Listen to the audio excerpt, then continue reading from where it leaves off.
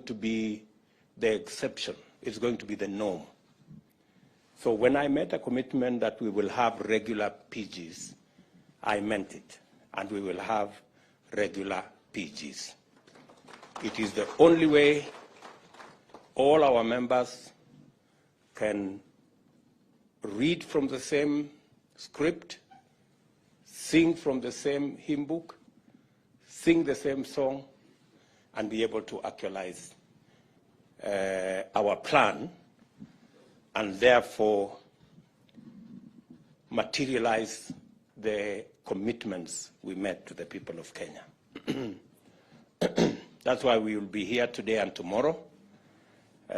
My good deputy has apologized. We came a bit late. It will not happen in future. I like to keep time, and I think those who have worked with me know. So we will ensure that we are timely so that we can save on time and make sure we achieve more by using the best use of time. So mimi nawakaribisha nyinyi nyote kwa hii mkutano. Karibuni sana. Na this is a meeting of equals. So there is no greater or lesser person here. There is no senior or junior person here. We are all elected by the people of Kenya. We have a mandate from the people of Kenya, and we should talk freely. Let us be patient with one another. There are those people who talk fast. There are those who talk slowly. Let us accommodate each other. That is the essence of a team. A team is organized. Otherwise, we will not get the synergy that is necessary for us to implement our plan. Before I say one or two things, let me just ask the people who are MCAs before they became members of parliament, the bottom-up people. I know they are.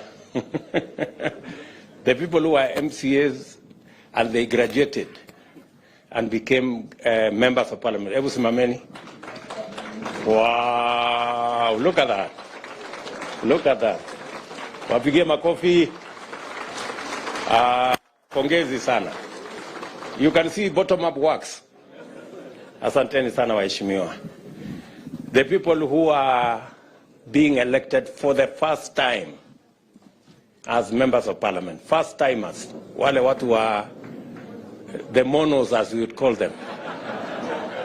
Wow, that's quite a, that looks like what? 40%? 50%? No, 40. 40%. Asante sana. The second timers, the people in Form 2. Wow, quite a number. Tuwapigie makofi tena, the second timers. Asante sana. Edeni chini. Kawanjiko, wewe uko Form 2 kweli?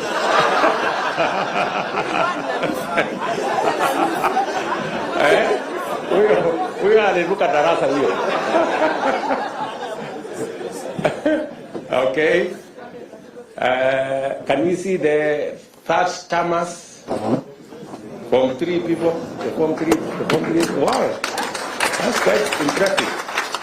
Tuwapigie makofi watu wa Form 3 hapo. Asante sana. Thank you very much. Tuko na watu wa Form 4 kweli?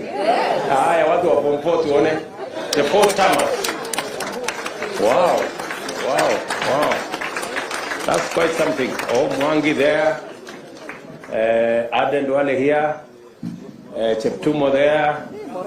Governor Sirma there. And Garek Mbuki. Jaffe. And of course, Lekuton. And Khalwale right at the back.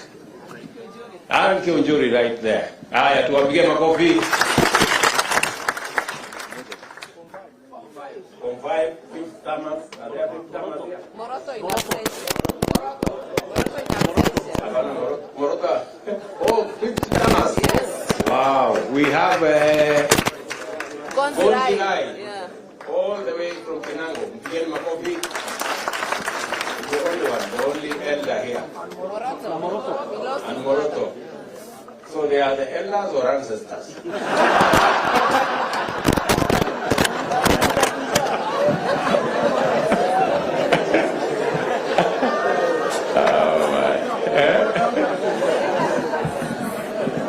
Okay. So I think that gives us the framework of our. You can see we're quite a mixed group. We have all manner of people. So why I did that is I wanted for all of us to know that there is something we can learn from the younger ones. But there is something also we can learn from the seniors. I want to ask the seniors who are here, let us take time and mentor the newcomers. Let us make it our responsibility. Don't monolize anybody. Don't harass the younger ones. And please be useful. You know, show them how CDF works. Show them how committees work. Don't assume. Don't take it for granted that people know how to do stuff. Tomorrow we are also going to have a session to show you a bit of etiquette. We want to show you how to hold, what to do, because sometimes we get embarrassed when senior people don't even know how to hold a spoon or how to hold a fork. So tomorrow we'll take time because we want to mentor everybody. And some people take things for granted. Mnanielewa? So tutapangana namna hivyo. Hiyo ni number one. Number two, it is very important for us to have a meeting so that we can agree on the plan we have.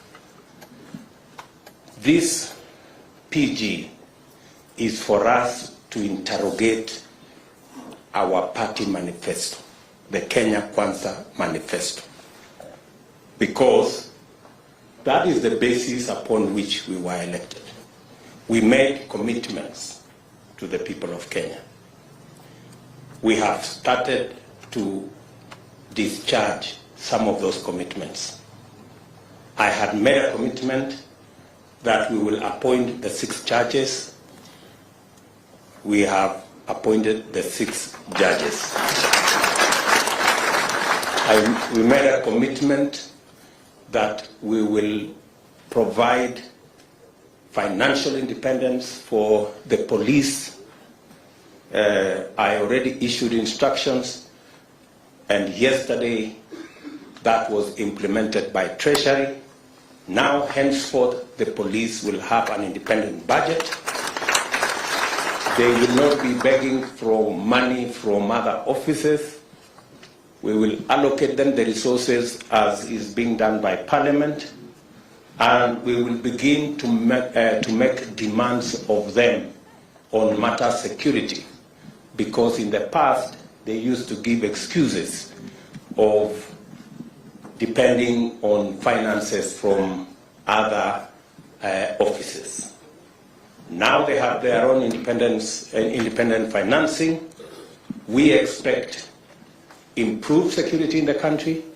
We expect expeditious matters to do with public wastage in public resources should be dealt with firmly, decisively, and in a timely manner. We expect that the fight against corruption will be scaled up.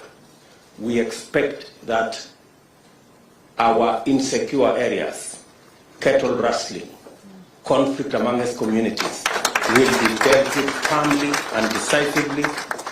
And I have already informed the police that that is why we gave them their money.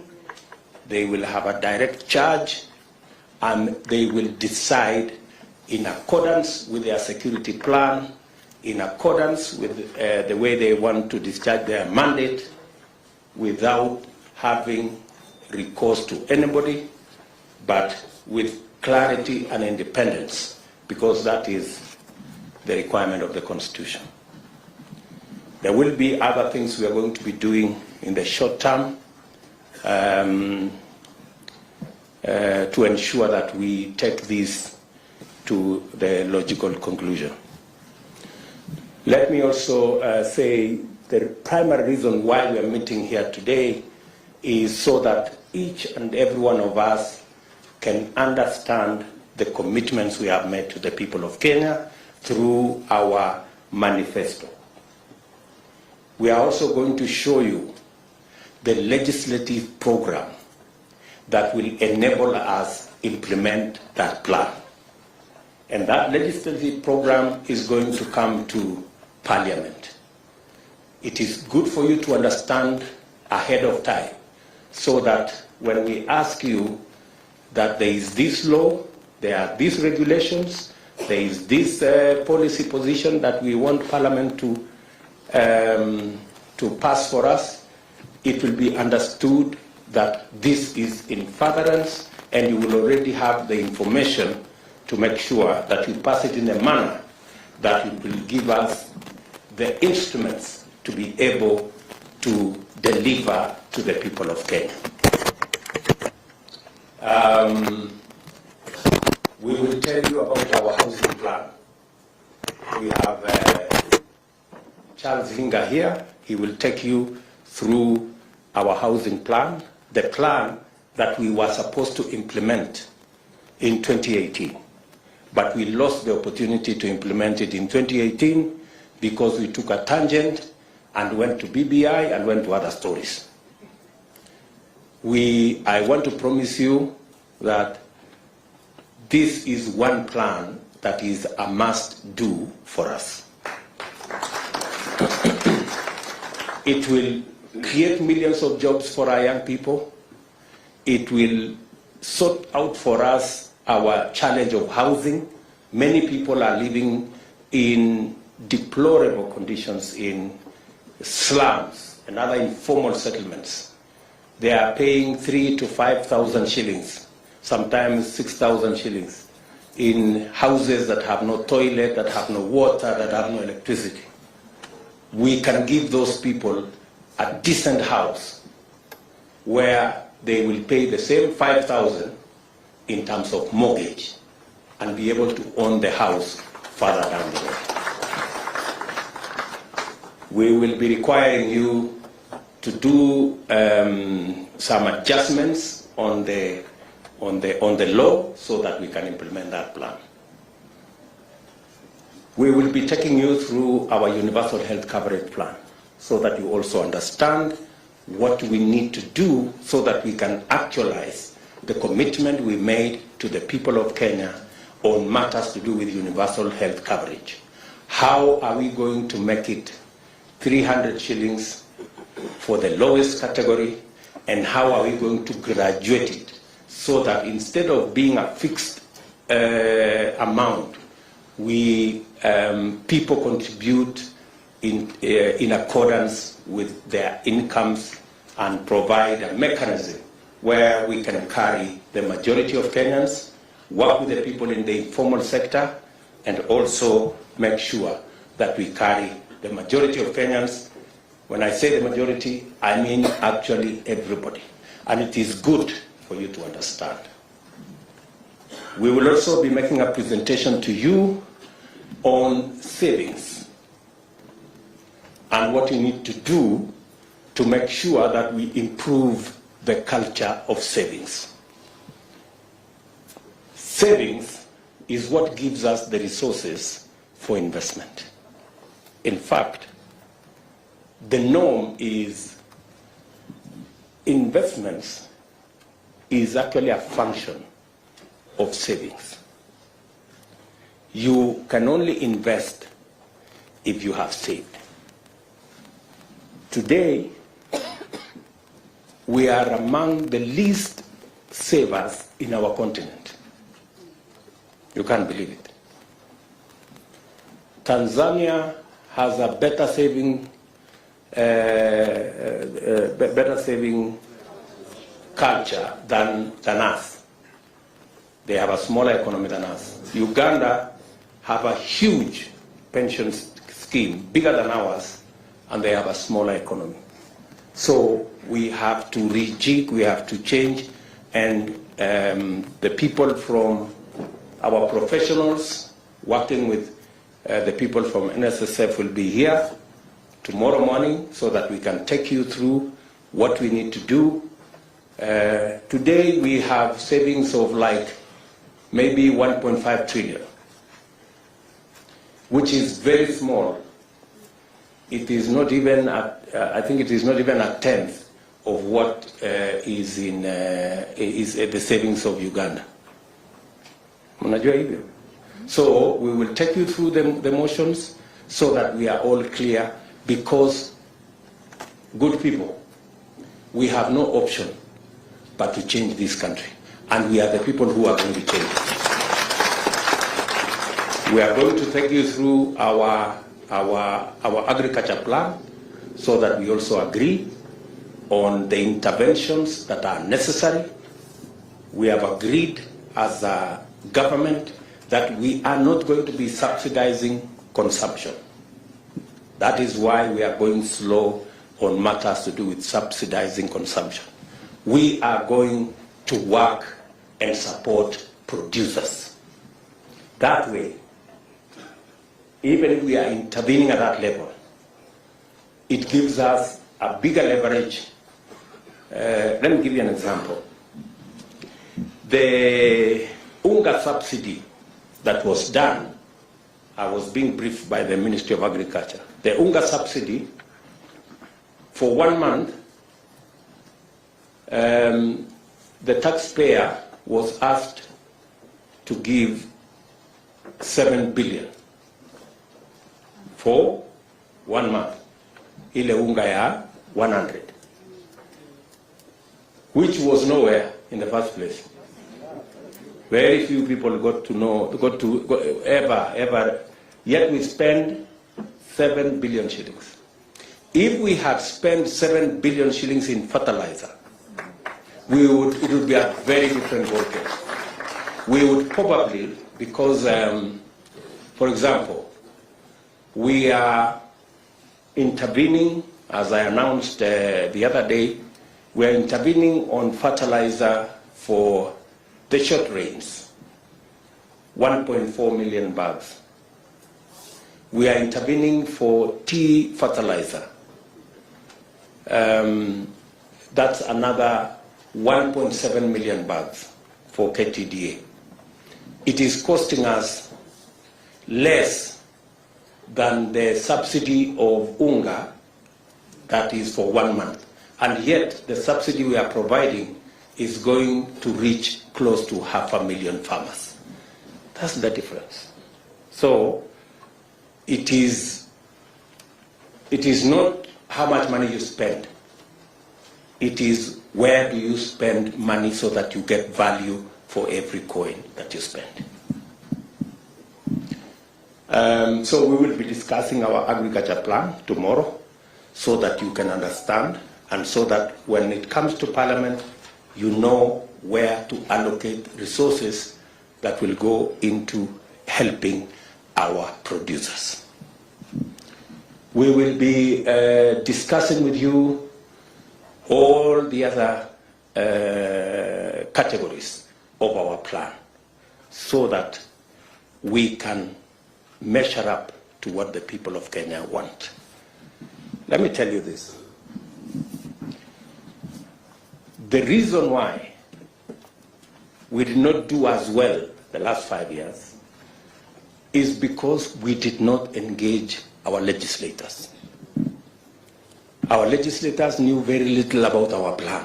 That is how we failed. And that is why we must start here.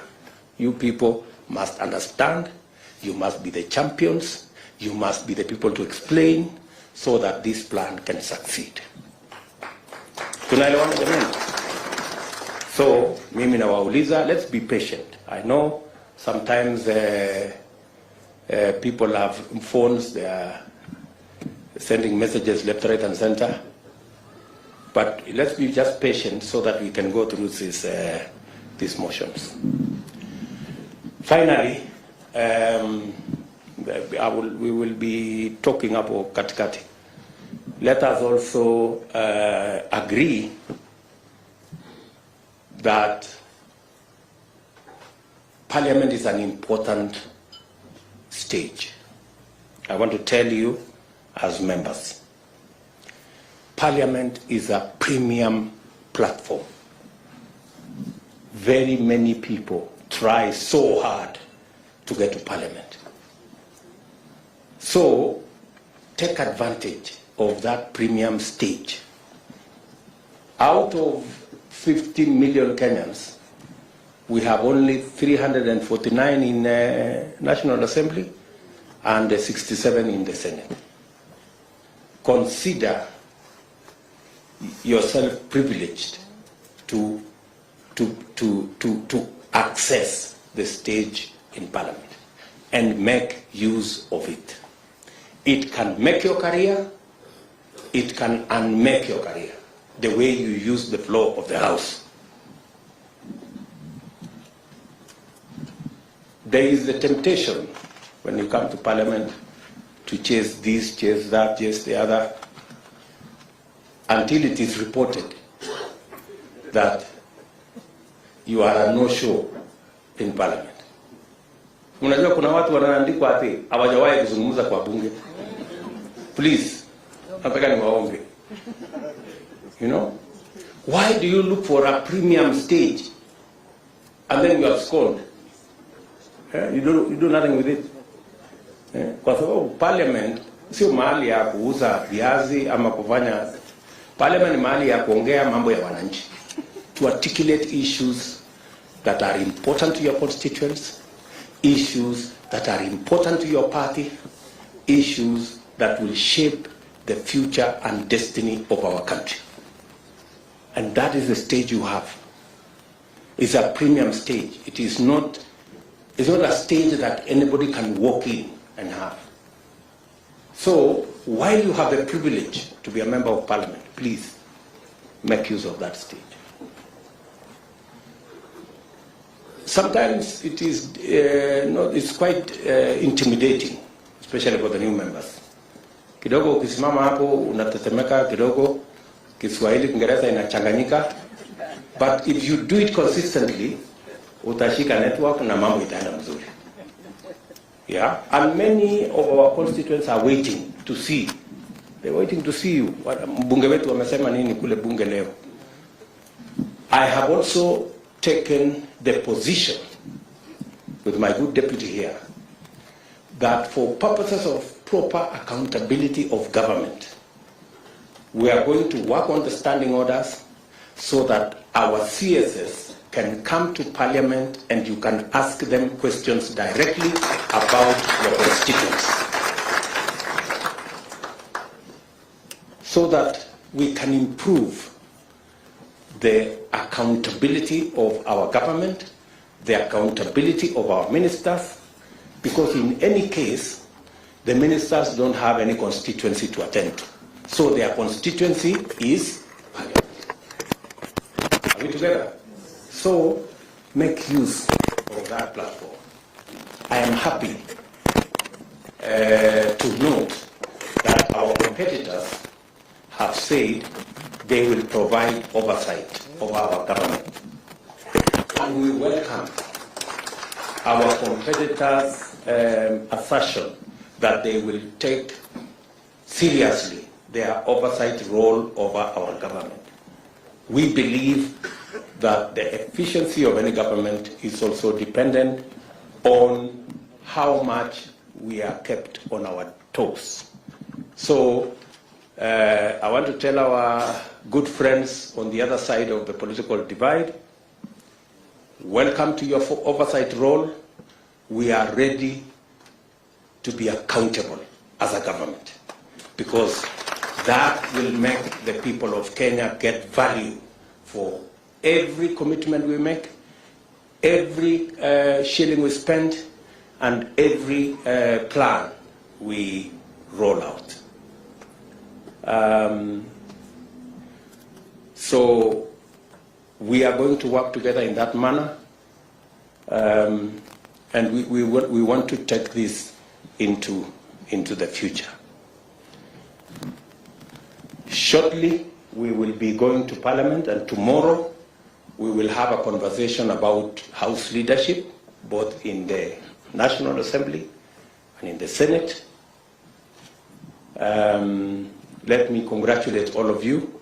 When we had the PG, we agreed that each and every one of you should be in Parliament, and you showed a great patriotism in Parliament. You were there for long hours. We elected both speakers, and both deputy speakers are members of Kenya Kwanza, and we are very proud of you guys and what you are able to do. We are going to have the leadership of the House discussion tomorrow, and collectively we are going to make a decision on who will be the leader of majority in National Assembly, in Senate, their deputies, the chief whips, their deputies, and all the other people in there. Our competitors on the other side will provide the oversight role. I have had them try to say they have some numbers. I mean, surely, if you cannot even raise a candidate for the Speaker of Senate, what numbers do you really have? Let's just be honest with ourselves. You know, there is no need to bring a contest where there is none. We have accepted that we are not going to appoint any member of the opposition into government, because we want a vibrant opposition. We want an opposition that will keep government in check, because we have nothing to hide, and we want an accountable, to run an accountable government. So we appreciate their role. We wish them well in their role, but we will play our role as effectively as we can.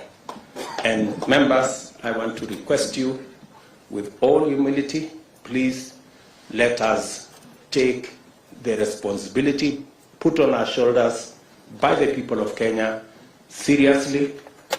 I will keep consulting. When necessary, at short notice, we will meet. We will have regular PGs so that we can all read from the same script and do the job for which the people of Kenya elected us.